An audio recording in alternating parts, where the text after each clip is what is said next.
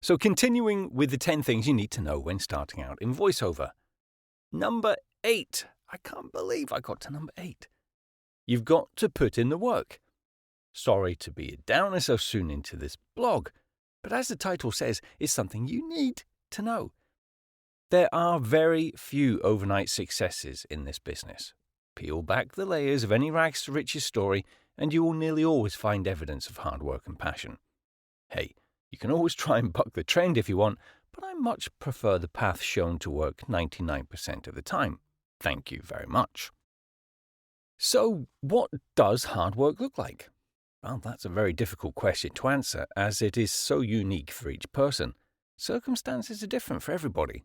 Some have full-time jobs that they need to transition from, others have families that need raising, and there are others who have all the time in the world.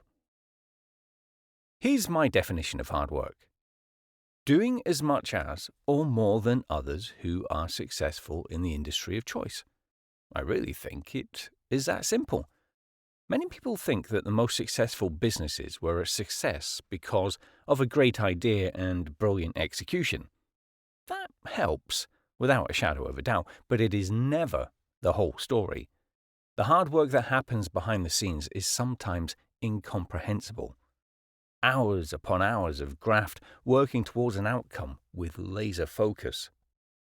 Let's assume that you have the talent for what you do. Why would somebody hire you? Really? If someone is looking for a creative to perform work for them, do you think skill and talent is the only qualifier? Nope.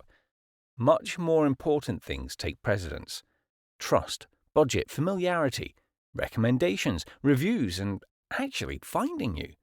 And that's just the start. Try and think what you look for when paying a good price for a quality contractor. Our customers have the exact same mindset. They are entrusting a very important part of their project with the freelancer they choose. And that's where the hard work comes in for a creative. There are numerous business coaches out there who will tell you that you need to email a certain amount of people every day, that you need to send targeted emails, that you should cold call using the phone, join your local chamber of commerce, go to conferences relevant to your creative field, and I mean relevant to the field your client works in. These are all great ideas and are necessary. But what many people forget is why they are doing that. They think if they contact enough people, someone will eventually hire them. That if their email is so well written, customers will be knocking down the door. You get my point. Think long and hard about this. When was the last time you hired someone because they kept sending you emails? Build trust. That's where your hard work should go in. How do you do that in a creative field like voiceover? Ooh, the million-dollar question. To start with, study your craft incessantly. There have never been more resources to help creatives get better at their chosen skill. The internet has been a huge aggregator. Knowing that you can supply a top-quality product when asked to is essential. Read, watch videos, ask questions in forums and Facebook groups, read some more, get professional coaching, listen to podcasts, watch paid webinars. This is what those who are serious about their business do, and a big reason why they can be trusted. The Great Accelerator. Before we go any further, this is not a shortcut. This is a way to use your training time wisely and build relationships with those in the industry who are decision makers. Choose a performance coach wisely. Using a fellow voice actor as a coach can bring amazing results. But think about it this way. Will that other voice actor bring you any work? But Craig, that's cynical, I hear you say. Nope. That is good business practice. Getting to train with, and more importantly, getting to know casting directors who are constantly booking talent is just common sense.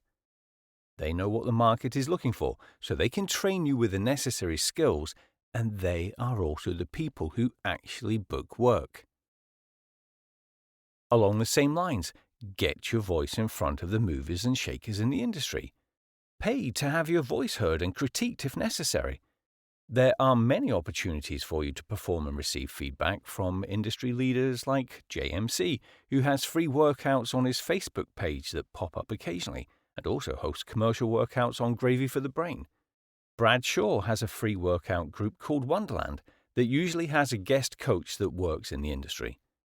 The VO Weekly Workout has some great industry big hitters who generously take time out of their week to critique the reads of 50 people with set scripts.